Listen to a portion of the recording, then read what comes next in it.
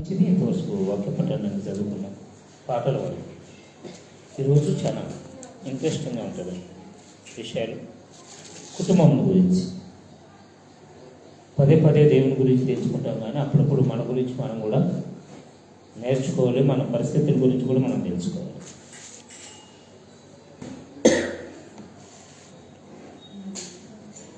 ఈ రోజుల్లో న్యూస్లో కానీ చూసినట్లయితే, మీరు న్యూస్ చూస్తారో తెలియదు, కానీ ఎవరైతే న్యూస్ చూస్తారో అటు వారికి బాగా తెలుస్తుంది. ఎక్కడ చూసినా కుటుంబాలు రోడ్డు మీదకి వచ్చేస్తాయి. ఎవరిలో చిన్నపిల్లలు ఇప్పుడిప్పుడు ఒక 18-20 ఏళ్ళ వయసులో ప్రేమించి మోసపోయారు అనుకోకుండా, పెళ్ళైన వారు, పిల్లలు ఉన్నవారు, అల్లుడు వచ్చినాక, కోడలు వచ్చినాక, స్త్రీ పురుషులు అని ఏ భేదము లేకుండా తప్పు చేస్తూ కుటుంబాలని సర్వనాశనం చేస్తున్నారు. ఎందుకు? నేను ఒక న్యూస్ వచ్చింది, మొన్నటి దినం జరిగింది, 3 రోజుల క్రితం. ఒక భర్త భార్యని, ఆమె ప్రేమించినటువంటి ప్రేమిని, ఇద్దరిని తలకాయలు నరికి సెంట్రల్ జైలు కనబోయి ఆ తలకాయలు చూపించి, ఇదిగో నా భార్య, ఆమె ప్రేమించినటువంటి వాడు, నా కళ్ళతో నుంచి పట్టుకున్నాను కాబట్టి నేను నరికేశాను, నన్ను జైలు పెట్టానని సరెండర్ అయిపోయాను. ఎందుకు ఇలా? రోజుకు 100 జరుగుతున్నాయి. మనకు తెలుస్తుంది, న్యూస్ చూసే వారికి మాత్రమే తెలుస్తాయి. అప్పుడప్పుడు మీరు న్యూస్ గారు చూస్తే పరిస్థితి ఎటుపోతుందో మనకు గుర్తవుతుంది. వాక్యం ఏం సెలవిస్తుంది? సపోజ్ దానికంటే ముందు ఇలా కావడానికే కారణం ఏమిటి అంటే, బాధ్యత లేకపోవడం, తల్లిదండ్రి భయభక్తులు నేర్పకపోవడం. ఎందుకు తప్పు చేస్తారంటే, ఏది సరైందో ఏది సరైంది కాదో అవగాహన అనేటువంటిది తల్లిదండ్రి నేర్పకపోవడం. అందుకే వాక్యం సెలవుస్తుంది మనకి, ఏమంట?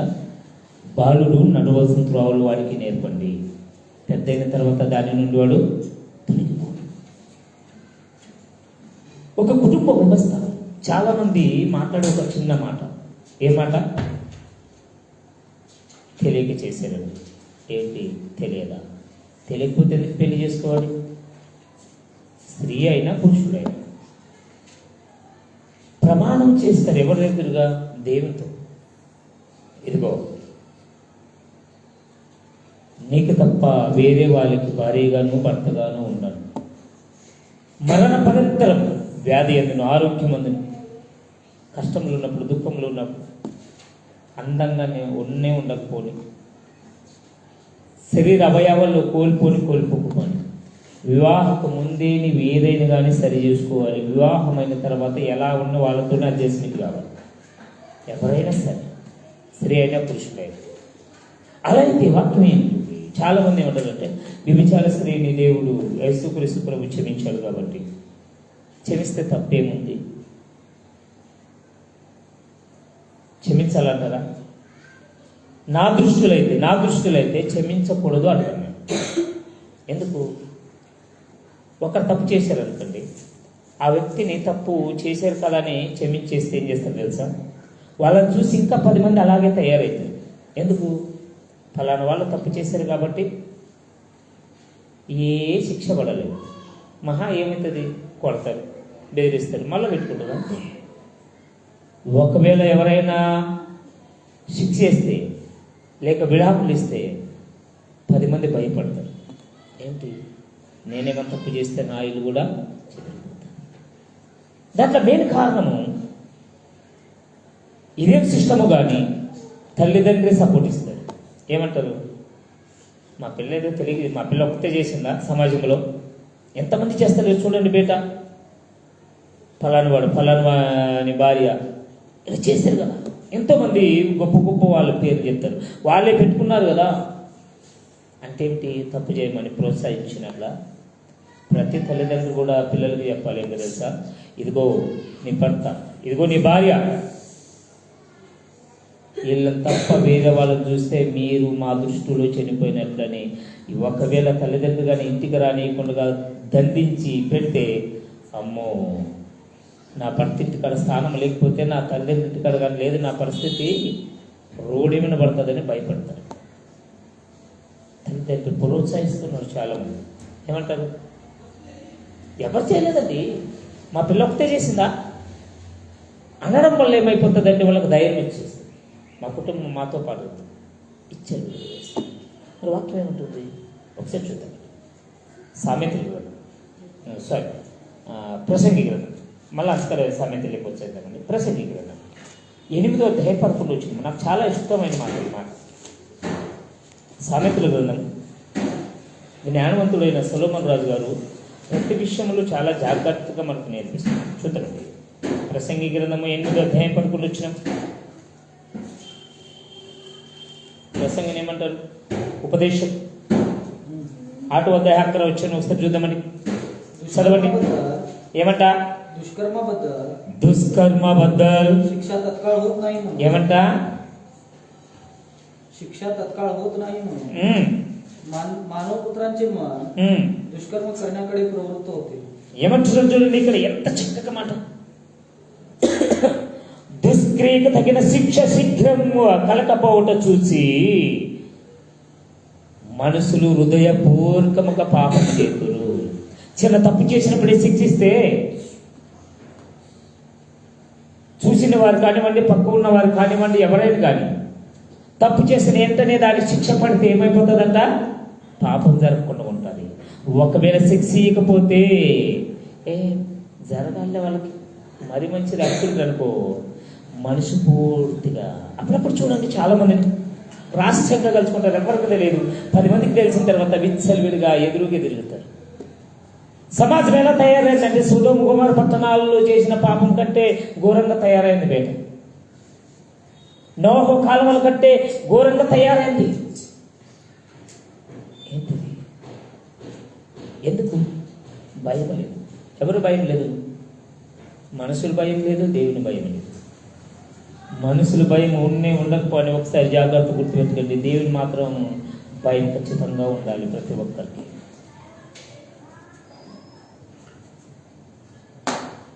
చూడండి సామెతలు కదా, ఇప్పుడు వచ్చేది మనకు ఒక క్వశ్చన్ వేస్తున్నాడు, మనకు ఒక సవాల్ వేస్తున్నాడు. సామెతలు నీతి సూత్ర 6వ అధ్యాయం 20 వచ్చిన ఒకసారి చదవండి. ఏమంటున్నాడు?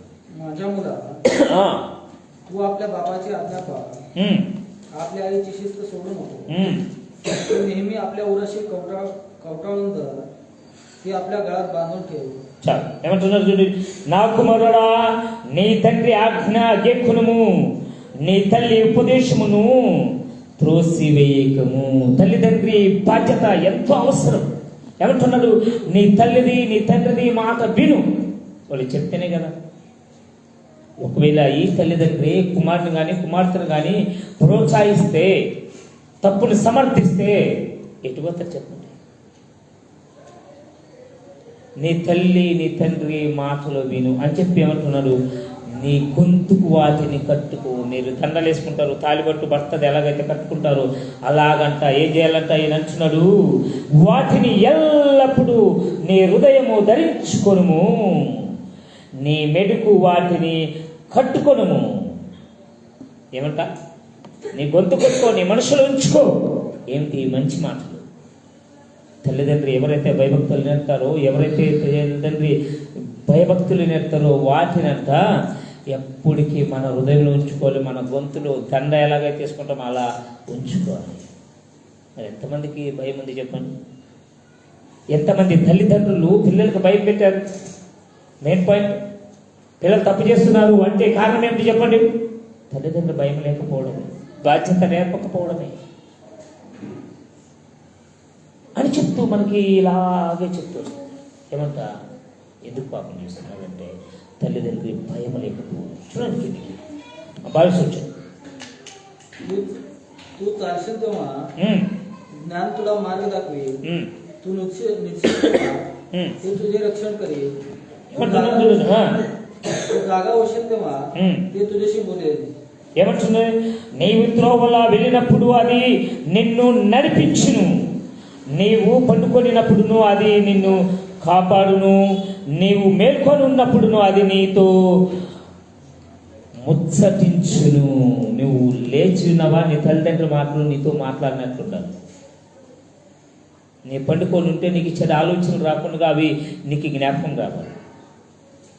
నీ వెలుచుడుగా ఎవరితో ఇలా మాట్లాడాలో, ఎవరితో ఇలా సంభాషించాలో నీకు నేర్పుతుంది. ఎప్పుడు నీవు భయభక్తులు కలిగి ఉన్నప్పుడు, లేదా తల్లిదండ్రి పిల్లలకు భయభక్తి నేర్పినప్పుడు. తల్లిదండ్రి పిల్లలకి భయభక్తి నేర్పకపోతే ఎలా? ఎందుకు ఇన్ని కుటుంబాలు చెడిపోతున్నాయంటే ఇందుకే. పిల్లలు చేతికొచ్చారు, పిల్లలు పెళ్ళి అయిపోయింది, తల్లిదండ్రులు పాపం చేస్తున్నారంటే కారణం ఏమిటంటే వాళ్ళకి భయం లేదు. సమాజం చెడిపోయింది. మొబైల్ ఓపెన్ చేస్తే మొబైల్లోని చాటింగ్లు అంట, మొబైల్లోని పెళ్ళిళ్ళు అంట. ఏంటి చూడండి కింద ఏమంటున్నాడు. 27 వచ్చిన ఒకసారి ఇప్పుడు చూద్దామండి. 27 వచ్చిన ఒకసారి చూద్దామండి. ఏమంటున్నారు చూడండి. జాగ్రత్త. मनुष्याने आपल्या उराशी विस्तव धरला तर त्याची वस्त्रे जळणार नाहीत काय? మనకి క్వశ్చన్, సవాల్ వేస్తున్నాడు. మనలో ఒక మాట అడుగుతున్నాడు ఆయన. ఏమంటున్నాడు చూడండి. ఒకడు తన ఒడిలో అగ్గి ఉంచుకున్న ఎడల వాని వస్త్రము కాలక ఉండునా? ఎవరైనా పై మీద అగ్గి పెట్టుకుంటే వాని బట్టలు కాలుతావా లేదా చెప్పండి అంటున్నాడు. ఇప్పుడు చెప్పండి, మీకు అర్థమైందా? మీరు కూర్చున్నారు, మీ పైన అగ్గి పెట్టుకున్నారు, కాలుతుందా లేదా?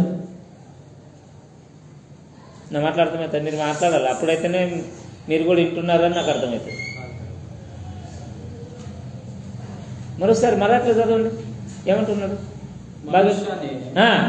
आपल्या उराशी विस्तव धरला तर त्याची वस्त्रे जळणार नाहीत काय? ఏమంట? కాలుతాయి కదా. పాపము చేస్తే నీవు అలాగే కాలిపోతావు అనేది మనకి సవాలు విసురుతున్నాడు దేవుడు. ఏంటంటే దేవుడు చాలా మంచోడు. మోకరిస్తే చాలు అన్ని పాపాలు పోతాయి, కానికేస్తే చాలు అన్ని పాపాలు పోతాయి, కన్నీటి ప్రార్థన చేస్తే చాలు అన్ని పాపాలు పోతావు అనుకుంటే మూర్ఖత్వం అది. ఖచ్చితంగా ప్రతిదానికి ప్రతిఫలము ఉంటుంది. కింద ఇంకొక మాట అన్నారు చూడండి. कोणी निकाऱ्यावर चालला तर त्याचे पाय बोलणार नाहीत काय? ఏమంటున్నాడు? ఒక్కడు నిప్పుల మీద నడుచునేదలా వాని పాదములు కాలక ఉండునా? అగ్గి మీద కాలు పెడితే కాలుతుందా లేదా? చల్లగా ఉంటుందా? ఐస్ క్రీమ్ మీద పెట్టినట్ల. అంటే నీ పాపపు దారిలో నడుస్తున్నావంటే నీకు తెలియకుండా నీ పాదాలు కాలిపోతే జాగ్రత్త. ఇంత విడమర్చి ఇంత శ్రద్ధగా అర్థమయ్యే రీతిలో మనకి దేవుడు చెప్తున్నాడు. ఏమంట? ఇదిగో నాయన, నీ శరీరం మీద నీవు అగ్గి పెట్టుకుంటే నీ బట్టలు కాలుతాయి కదా, నీవు నిప్పుల మీద నడిస్తే నీ పాదాలు కాలుతాయి కదా, అలాగనే నీవు పాపం చేస్తే నీ పాపం పండుతుంది ఒకనాడు. ఎందుకు? ప్రతి మనిషి కూడా ఆలోచన చేసుకోవాలి. కొద్ది సౌండ్ తక్కువ చేస్తారు, సౌండ్ వస్తుంది కొద్ది. అది అది పని చేయండి, లేకుంటే నేను అవి చూస్తాను.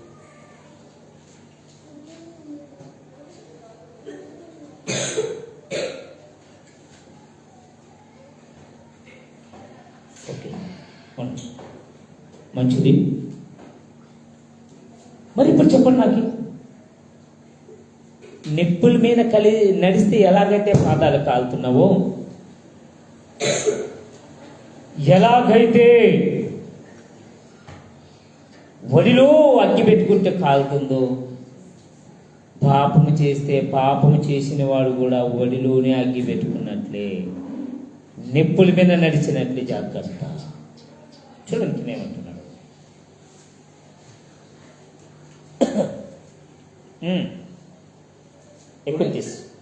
जो कोणी आपल्या शेजाऱ्याच्या स्त्रीशी गमन करतो तो असा आहे, जो कोणी तिला स्पर्श करीतो तो निर्दोष असणार नाही. ఏమంటున్నారు చూడండి. తన పొరుగువాని భార్యను కూడువాడు ఆ ప్రకారమే నాశనమగును. ఆమె మొద్దువాడు శిక్ష తప్పించుకొనడు. ఒకవేళ ఏ స్త్రీ అయినా ఏ పురుషుడైనా తప్పు చేస్తే తప్పించుకోవడానికి అసాధ్యం అంటున్నాడు దేవుడు. అలాంటి వాడే ఎలాంటి వాడు? అగ్గిని తన శరీరం మీద వేసుకున్నవాడు, నిప్పుల మీద నడిచినవాడు ఎలాగైతే కాలిపోతుందో అలాంటి వానికి శిక్ష ఎవ్వరు విధించకపోయినా నేను విధిస్తాను అంటున్నాడు దేవుడు. ఇప్పుడు చెప్పండి, వ్యభిచార స్త్రీని ఎందుకు క్షమించాడు? మీకు అర్థమైందా? ఎందుకు క్షమించాడు చెప్పండి. వాళ్ళు ఆడ ఒక్కదాన్ని మాత్రమే తెచ్చారు, ఇద్దరిని తేలా. ఇదిగో ఈమె పాపం చేసింది, పట్టబడింది. ఎవరితో పట్టబడింది? ఆ రెండో ఎవరు తెచ్చారా? లేదు. మనము లాజికల్గా అర్థం చేసుకోవాలి. అందుకే అన్నాడు, మీరెవరు తప్పు చేయకపోతే, పాపం చేయకపోతే ఆమె మీద మొదటిగా రాయి వేయండి. అంటే మనిషి జాగ్రత్తగా ఆలోచన చేసుకోవాలి. ఒకవేళ ఇద్దరు తెచ్చిందే దానికి శిక్ష వేరు ఉండేది. వాళ్ళు స్వార్థంగా ఆలోచన చేశారు. ఏమంట? ఆమెను మాత్రమే. కొంతమంది ఏం చేస్తారు, ఒక్కరికి శిక్ష విధిస్తారు. అలా కాదు. ఒకవేళ ఇలాగే జరిగితే కొంతమంది ఏం చేస్తారంటే, ఏదోలండి మా పరువు బజారని పోయింది, 10 మందికి తెలిస్తే పరువు పోతుంది. నేను అంటాను, ఇలాంటి విషయాలు 10 మందికి ముందు తెలుస్తాయి. అంతకన్నా లాస్ట్కే ఎవరికైతే జరిగిందో వాళ్ళకి తెలుస్తుంది. ఇలాంటి విషయాలు ఎవరికి తెలుస్తాయి చెప్పండి? పిల్లలతో సహా పరుగు వారికి అందరికీ తెలిసి లాస్ట్కి ఇంట్లో ఉన్న వాళ్ళకి చెప్తారు. అది తెలిసిన తర్వాత అందరూ వచ్చి నానా రకాలు చెప్తారు. తెలుసా, మేము అక్కడ చూస్తాం, ఇక్కడ చూస్తాం, ఇలా మాట్లాడేటప్పుడు విన్నాము, వీళ్ళు అంటేప్పుడు విన్నాము. అప్పుడు నిజాలన్నీ బయటకు వచ్చేస్తాయి. ఫస్ట్ ఎందుకంటే వాళ్ళ కుటుంబ పరిస్థితులను బట్టి, లేక మామినికి వస్తుందని ఏదో ఒక దాన్ని బట్టి చాలామంది చెప్పరు. కానీ ఇక్కడ ఏమంటున్నాడంటే, ఖచ్చితంగా తప్పు చేసిన వాడు మాత్రం తప్పించుకోడు. నేను చెప్తున్న మాటదే.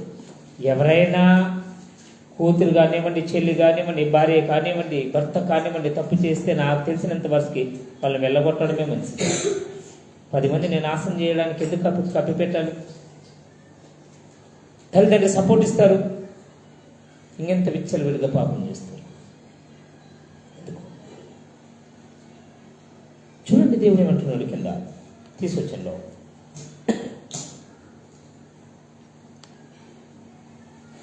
चोर भुकेला असल्यामुळे त्याने आपला जीव शांत करण्यासाठी चोरी केली, तर त्याला लोक तुच्छ मानित नाही. पण तो सापडला तर 7 पट परत देईल. तो आपल्या घरचे सर्व मत्ता देईल. ఏమంటుంది చూడండి, దొంగ ఆకలిగొని ప్రాణ రక్షణ కొరకు దొంగలించినేడలా ఎవరును వానిని తిరస్కరించరు కదా. ఆకలింది, ఆహారాన్ని దోచుకున్నాడు. మన ఎవరైనా ఏమన్నా అంటారా? ఎప్పటి వరకు? దొరకనంత వరకే. దొరికాడంటప్పుడు దొంగని విడిచిపెడతారు చెప్పండి? ఇప్పుడు మీరు దొంగతనం చేశారు, దొరకకపోతే మీరు ఏం చేస్తారు? ఏం చేయాలి? ఇక్కడ చూడండి ఏమంటున్నాడు, వాడు దొరికిన యెడల 7 అంతలు చెల్లింపవలెనని తన ఇంటి ఆస్తి అంతయు అప్పగించవలెను. దొరికితే దొంగ నిలుస్తారు చెప్పండి? రూపాయి పోతే 10 రూపాయలు వసూలు చేయరు, వాడిని జైలుకి పంపించరు, 4 దాన్ని తగిలించి కట్టేయరు. పాపం చేసేవాళ్ళు కూడా అంతే, దొరకనంత వరసకే, సాటుగా దొరకనంత వరసకే. దొరికారనుకోండి, ఇప్పుడు చాలా ఏదో ట్రెండ్ అయిపోయింది. మన ఒక 2 నెలల క్రితం ఒక ఆయన ఏం చేశారు తెలుసా? భార్య వేరే వాళ్ళతో అక్రమ సంబంధం పెట్టుకుంటే వాళ్ళిద్దరికి పెళ్లి చేసి 40 లీటర్లు పాలు తెచ్చుకొని పై కడుక్కున్నాడు. 40 లీటర్ దూద్ తోటి స్నానం చేసాడు బజారులో. అమ్మయ్యా, బరువు పోయింది. ఏంటి బరువా? బాధ్యత కదా. ఎందుకు అలా అనుకున్నాడంటే, ఎక్కడ దూరి భార్య ప్రియులతో కలిసి భర్తను అనిపిస్తుంది, కొడుకుని అనిపిస్తుంది, కూతురుని అనిపిస్తుంది, ఒక కూతురు తల్లిని చంపేసింది. ఇప్పుడే రీసెంట్గా ఒక నెల క్రితం ఆ పాపకి ఇంకా మైనర్, అంటే ఏజ్ కాలేదు కాబట్టి 17 సంవత్సరాలు. ఒక అబ్బాయిని ప్రేమించింటే వాళ్ళ అమ్మ ఏం చేసిందంటే, మా అమ్మాయి వెనక పడుకున్నాడు, వాడి మీద పోక్సో కేసు పెట్టింది, లోపల ఇద్దామని. కానీ ఆ అమ్మాయి ఏం చేసింది తెలుసా, మా అమ్మ కానీ వాడి మీద కేసు పెట్టనుకో, నేను ప్రేమించానన్నా వాడికి శిక్ష పడుతుంది, ఎందుకంటే చిన్నపిల్ల కాబట్టి అని చెప్పేసి వాళ్ళ అమ్మని చంపేసింది. ఏంటిది? అందుకని జాగ్రత్త. ఇలాంటివన్నీ జరుగుతున్నాయి. అందుకంటున్నాడు దొరికిన ఎడలా ఫోన్లో వీళ్ళు చంపేసిన వారందరూ ఏమన్నా దర్శగా ఉంటున్నారంటే లేదు, తీరవన్నీ జైలు పాలైపోతుంది. సమాజంలో పరువు ఉండదు. ఇదిగో ఈమెనంట భర్తను చంపేసింది, ఇదిగో ఈమెనంట తన తల్లిని చంపేసింది, ఈమెనంట తన భార్యను చంపేసిందని. నేనంటాను చంపాల్సిన అవసరం లేదు, అలాంటి వాళ్ళని వదిలేయడం లేదు. ఎంతవరకు కత్తిని పక్కన పెట్టుకొని ఉంటారు చాలామంది. మనము క్షమించి వదిలేచ్చు కదా. నేను మీకు ఒకటి చెప్తా. ఒక చెంబు నీళ్ళు ఉన్నాయి, మంచి ఫిల్టర్ నీళ్ళు, దాంట్లో ఒక చుక్క మురికి నీళ్ళు వేస్తారు మీ ఎదురుగా, తాగుతారా చెప్పండి? మీకు అర్థమయ్యే రీతిలో చెప్పాలంటే, एक ఫిల్టర్ బాటిల్లా ఒక గటార్ నీళ్ళు చుక్క వేస్తారు, తాగుతారా? ఏంటి లీటర్ నీళ్ళలో ఒక చుక్క ఎక్కడ పోతుంది చెప్పండి, తాగుతారా? అనారోగ్యం వస్తుంది శరీరానికి, బాగా రోగాలు వస్తాయి. ఒక చుక్క పడితే మన కళ్ళెదురు మనం తాగుతామా? మరి భర్త రోజు భార్య ఎక్కడో విచారణ చేసి వచ్చి భర్తతో పాటు పట్టుకుంటే భర్త కల్మిషమైపోడు, భర్త పాటిగా మారడు. ఇక్కడికి వచ్చేద్దామండి. ఒక మాట చెప్తున్నారు చూడండి, మత్తయి సువార్త 5వ అధ్యాయం 30వ వచనం అనుకుంటా, ఒకసారి చూద్దామండి. మత్తయి సువార్త 5వ అధ్యాయం తీసుకొచ్చిన ఒకసారి చూద్దామండి. ఏమంటున్నాడు? తీసుంది, తీసుకున్నాడు చదువు. तुला पापास प्रवृत्त करीत असेल तर तो तोडून टाकून दे, कारण तुझे संपूर्ण शरीर नरकात पडावे यापेक्षा तुझ्या एका अवयवाचा नाश व्हावा हे तुझ्या हिताचे आहे. ఏమంటున్నారు చూడండి, నీ కుడి చేయిని నా అభ్యంతరపరిచిన ఎడల దానిని నరికి నీ ఎదురు నుండి పారివేయము, నీ దేహమంతా నరకములో పడవేయబడుట కంటే ఒక్క అవయవము నీ శరీరములో లేకుండా ఉండటం మంచిది. నీ చెయ్యి తప్పు చేస్తేనే ఏమవుతుందంట? నరకని పోతావు. నీ కన్ను తప్పు చేస్తేనే నరకని పోతావు. నీ బాడంతా తప్పు చేస్తే నరకని పోక ఎక్కడ పోతావు చెప్పండి? ఎక్కడ పోతావు? ఊక చూసి మోహపు ఆలోచన చేస్తేనే పాపం అని దేవుడు చెప్తే, నీవు పాపం వల్ల చేసిందేమే, నేను పరిశుద్ధత కలిగి ఉన్నాను, ఎవరు తప్పు చేయలేదు, ఎవరు పాపం చేయలేదని నీతి సూత్రాలు చెప్తే ఎలా చెప్పండి? వాక్యం చదవలేదా?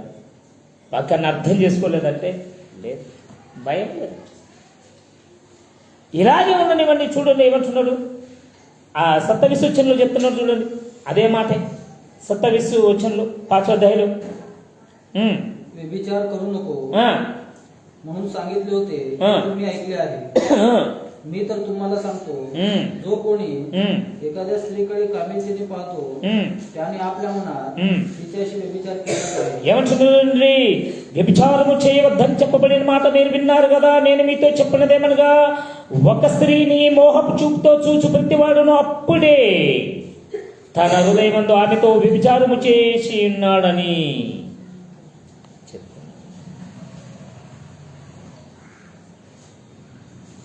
ఊకే చూసితేనే అబ్బా తెల్ల ఏం బాగుందని అయితే నీ లెక్క అక్కడ రాయబడుతుంది. శరీరంతో పాపం చేసి సుఖాన్ని అనుభవించి పట్టబడిన తర్వాత అమ్మో నాకు తెలియదండి, తెలియకుంటే ఎందుకు పెళ్లి చేసుకున్నాం? భర్త తెలియదా? కుటుంబం తెలియదా?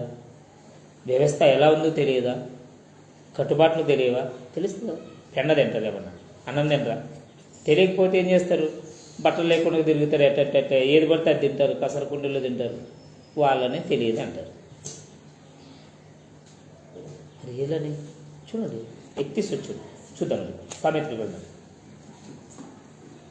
6వ अध्याय, सामेतल ग्रंथ 6वा अध्याय 31 వచ్చాడు. पण तो सापडला तर हां 7 पट देईल. हं, तो आपल्या घरचे सर्व मत्ता देईल. हं, स्त्रीशी दारकर्म करणारा 32 आहे ते. हं, स्त्रीशी दारकर्म करणारा हं, अक्कलशून्य आहे. हं. जो आपल्या जीवाचा नाश करून घेऊ पाहतो तो असे करतो. ఏమంటున్నారు చూడండి, జారవత్వము జరిగించువాడు కేవలము బుద్ధిశూన్యుడు, ఆ కారణము చేయవాడు అక్రమము చేయవాడు స్వనాశనమునే కోరుకునేవాడు. ఇలాంటి పాపం చేసేవాడు సొంతాన్నే నాశనం చేసుకుంటాడు. ఎలా నాశనం అవుతారండి అంటే ఇప్పుడు అదే నడుస్తుంది, అక్రమమే. మన టీవీ షోలో ఒక ఇంటర్వ్యూలో పిలిచి ఇలా అక్రమంగా ఉన్న వాళ్ళనే పిలిచి అవార్డు ఇచ్చారు. ఇదేమి దరిద్రం ఉన్నది ఇచ్చారు కూడా. ఈ సినిమాలు సీరియల్ చూస్తారు, ఏ సీరియల్ అని చూడు, 2 కళ్ళాలు 2 మొగులు. ఇదే ఏమైందంటే అంతే. భర్తను ఎలా చంపాలి, భార్యను ఎలా చంపాలి, భర్తను ఎలా మోసం చేయాలి. మీరు ఫేస్బుక్లో చూడండి, సినిమాలు చూడండి, సీరియల్ చూడండి, ఏదని చూడండి, ఇదే ట్రెండ్. ఏమంటే ప్రేమ. ముందు ప్రేమించుకున్నారంట, తల్లిదండ్రులు తిన్నారని ఇంకోరు పెళ్లి చేస్తే వాళ్ళిద్దరు కలిసి ఈయన చంపేస్తారు. అవి ఏంటి, ఇదే ట్రెండ్. తర్వాత వచ్చే పరిణామం పట్టబడకుండా ఉంటారా, పట్టబడతారు. చాలా ఒక ఆమె ఏమైంది, అందరు దేశమంతా చాలా ఫేమస్ అయింది. మన ఒక 2 నెలల క్రితం హనీమూన్కని వెళ్ళారు తిరగనికి. పెళ్ళి 10 రోజులైంది. 10 రోజులైతే ఏం చేశారంటే తిరగనికి పోయిన కాడ ఆమె అందరికీ సుపారీచి ముందరే చెప్పింది, ప్రేమతో చంపేశారు. ఆ తర్వాత తెలిసింది ఏంటంటే భార్య చంపేపించింది. అది జరిగిన 2 రోజులకే రాయచూరులో ఒక విషయం జరిగింది. భార్య భర్తలు ఇలాగే వెళ్తుంటే బ్రిడ్జ్ మీద నీళ్ళు ఫుల్ ఉన్నాయి. చూసిందేమి, ఏమండి సెల్ఫీ తీసుకుందామా అని చెప్పగానే ఓకే అన్నాడు. వాడు ఇక్కడ కాలువ సైడ్ ఉండి ఇట్లా సెల్ఫీ తీసుకుంటుంటే తోసేసి వానికి, ఎందుకంటే పల్లెటూరు కాబట్టి ఏది వస్తుంది, వాడు ఎట్లా తిరిగిపోయింది, ఒక చెట్టు పట్టుకొని కూర్చున్నాడు. ఆడ బోతులకి ఆవాజ్ ఇస్తే అప్పుడు వాళ్ళు తాడేసి గీతే వాడు అంటున్నాడు, సెల్ఫీ తీసుకున్నామని నన్ను నూకేసిందండి, నన్ను చంపేయడానికంటే. లేదు లేదు లేదు జారిపడాడని ఆమె అంటుంది. ఒకవేళ వాడు చచ్చిపోయింది ఏమంటుంది, జారిపడాడు. వాడు బతికొచ్చాడు కాబట్టి పెద్ద న్యూస్ అయిపోయింది. ఇది ఎందుకు ఇలా జరుగుతున్నాయి, భయం లేక. ఇప్పుడు చెప్తున్నారు చూడండి, ఎవరైనా కానీ దొరికిన తర్వాత మాటలు మాట్లాడుతున్నాడు చూడు, తెలియదు క్షమించండి అని. ఆ మాటలకి దేవుడు వాక్యంలో సమాధానం చెప్తున్నాడు చూడండి. ఏమంటాడు, జాగ్రత్తము జరిగించేవాడు కేవలము బుద్ధిశూన్యుడు, అక్రమము చేయవాడు సునాశనానికి కోరి తెచ్చుకును. 33 చూడండి. स्त्रीशी दारकर्म करणारा अक्कलशून्य आहे. जो आपल्या जीवाची नाश करून घेऊ पाहतो तो असे करतो. त्याला गाय व अपकीर्ती ही प्राप्त होती. ఏమంటున్నాడు, వాడు దెబ్బలకను అవమానపు పాత్రుడు, వానికి కలుగు అపకీర్తి ఎన్నటికి తొలగిపోదు. ఒకసారి మంచబడిన తర్వాత ఎవరైనా నమ్ముతారా? వానికి దెబ్బలే కరెక్ట్ అంటున్నాడు వాక్యంలో. స్త్రీ అయినా పురుషుడు అయినా తప్పు చేసిన తర్వాత ఏం కావాలంట, దెబ్బలు పడాల్సిందే. అదేంటి, ప్రతి ఒక్కరు కూడా జాగ్రత్త కలిగి మన నాశనాన్ని మనం కోరుకోకూడదు. మనం ఈ లోకానికి ఎందుకు వచ్చాము, ఎవరి నిమిత్తం వచ్చాము? ఎవరు చూడకపోయినా మనం చూసేవాడు ఉన్నారు తెలుసా. చూద్దామండి, మళ్ళీ ఇక్కడికి వచ్చేద్దాం. కీర్తనాలు చూద్దామండి. మనం చూసేవాడికైనా భయపడాలి. 94వ అధ్యాయం అనుకుంటా, ఒకసారి చూద్దామండి. 94 అనుకుంటా, ఒకసారి చూద్దామండి.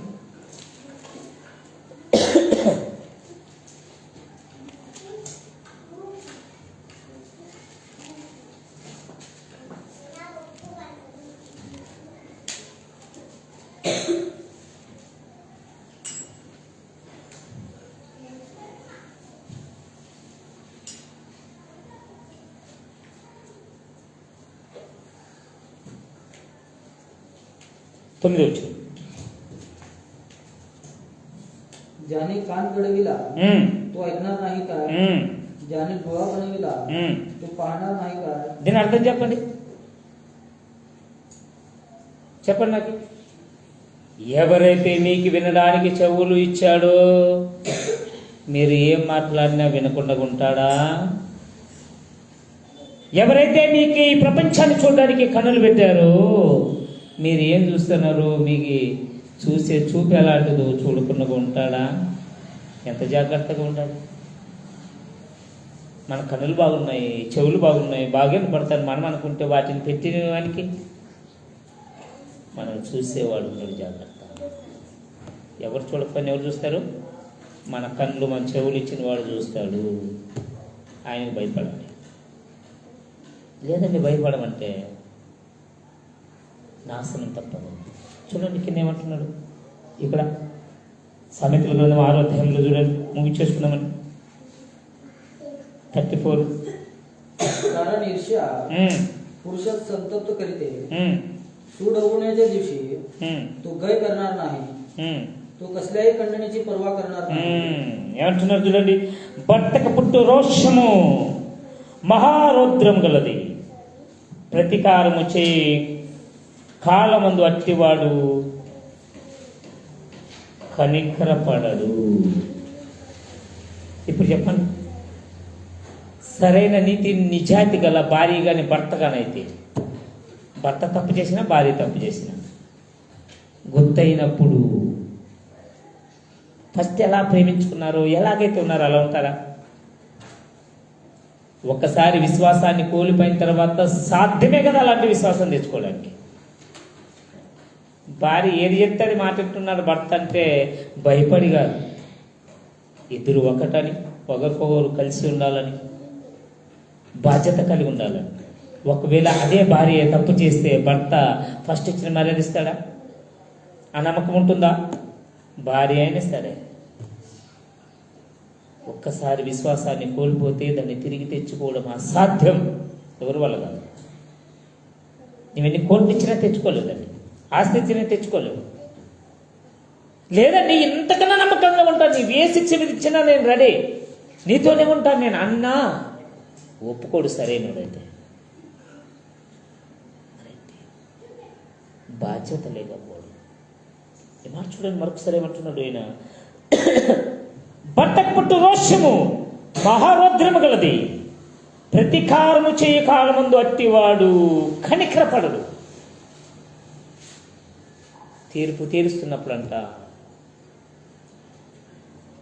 కనికరపడడు. ఏంటి అంతే. పరువు తీసిన తర్వాత ఇంకొక మాట ఉంటుంది, ఒకసారి చూద్దామండి. సామెతల గ్రంథం 31వ అధ్యాయం 12 వచ్చిన చూడండి. ఈ మాట ఎందుకు చూపిస్తున్నానంటే కొంతమంది భార్యల గురించి చెప్తే,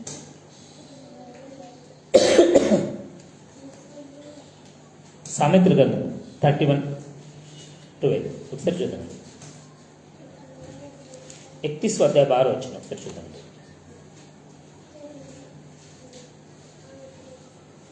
ती आमरण त्याचे हित करीते, अहित करीत नाही.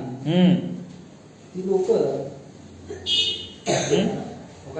31 अध्याय 12 वचन.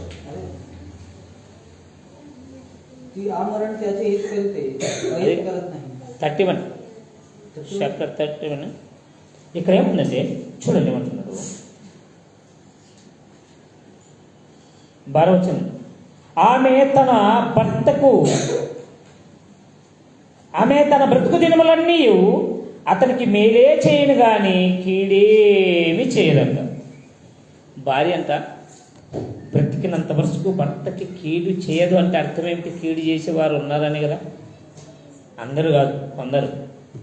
ఆమె బ్రతుకు దినములన్నీ భర్తకు మేలే చేయను కానీ కీడు చేయదంటే కీడు చేసేవారు ఉండారు, జాగ్రత్త అని అర్థం. జాగ్రత్త. కీడు చేస్తారనుకో, అదే మాట ఇక్కడ చెప్తున్నాడు. కీడు చేస్తారనుకో, భర్త అయినా భార్య అయినా కీడు చేస్తారనుకో, ఆ మాటకి ఇప్పుడు ఇక్కడ చెప్తున్నాడు చూడండి. ఏమంటున్నాడు? భర్తకు పుట్టు రోషము మహారౌద్రం గలదై ఆ కాలమందు ప్రతికాలము దినమందు నీవు కీడు చేసావు కాబట్టి ప్రతి కీడు చేస్తున్నావు. అప్పుడు కనికర పడనంట.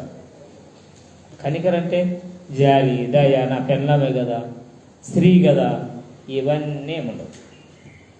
కింద చూడండి ఏమంటారు, లాస్ట్ వచ్చిన చూడండి 35. तो कसल्याही खंडणीची पर्वा करणार नाही. त्याला तू बहुत देणग्या दिल्या तरी त्याचे समाधान होणार नाही.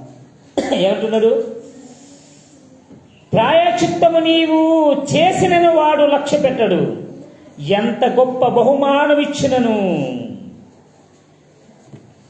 వాడు ఏం చేయడంట, నీకు లోపల ఒప్పుకోవాలి. ఇంత బాధ ఎందుకు చెప్పండి, పాపం చేయకుండా ఉంటే చెప్పే కదా. ఇదిగో నేను 10 లక్షల 20 లక్షల ఎకర పొలం ఇస్తా, 2 ఎకరాల పొలం ఇస్తా, ప్లాట్లు ఇస్తా, ఇలాంటివన్నీ చెప్పినా ఒప్పుకోదు. ఎందుకు? ఖచ్చితంగా శిక్ష పడాల్సిందే. నువ్వు ఎలాంటి కార్యం చేసినావు జాగ్రత్త. నీవు కాపాడుకుంటావో, నీ కుటుంబాన్ని కాపాడుకుంటావో లేదు, ప్రతి ఒక్కరు కూడా జాగ్రత్త కలిగి ఉండండి. ఈ కొద్ది మాటలు దేవుడు మన హృదయంలో ఫలిపించి శాస్త్రవదించి నడిపించడం వాళ్ళు ముఖ్యించిన ప్రార్థన చేస్తున్నాం. మహాపరిశుద్ధుడ నా దేవా, మీ గలమైన పదకు నమస్కారములు నాయన. మరి ఇంతవరకు ఎన్నో విషయాలు మేము నేర్చుకున్నాం. అందరిని బట్టి మీకు వందనాలు, స్తోత్రాలు నాయన. విన్న మాటలు మా హృదయంలో వదిలిపరచండి. మేము మా కుటుంబాలను కట్టేవారిగా ఉండాలి కానీ విడదీసేవారుగా ఉండకున్నట్లు జాగ్రత్త కలిగి, భయభక్తులు కలిగి, ఒక వ్యక్తి ఎలాగైతే నిప్పులు పెట్టుకొని బట్టలు కాల్చుకున్నాడా అనే ఆలోచన మీరు చెప్పారు. ఎవడైనాను నిప్పుల మీద నడిచిన నేలలోని పాదాలు కాలువని మీరు చెప్పినారు. ఆ ప్రకారమే అన్న మరి పాపం చేసే ప్రతి ఒక్కరు కూడా శిక్ష తప్పదని మీ వాక్యం సెలవిస్తుంది. అలా జరుపుకున్నట్లు బాధ్యత కలిగి, భయం కలిగి, మీ అందు విశ్వాస జీవితం కలిగి ఉండడానికి సహాయం దయచేస్తారని యేసుక్రీస్తు అతి శ్రేష్టమైన నామములో అడిగి వేడుకుంటున్నాము పరమ తండ్రి. Amen. Thank you. God bless you. అందరికీ వందనాలు.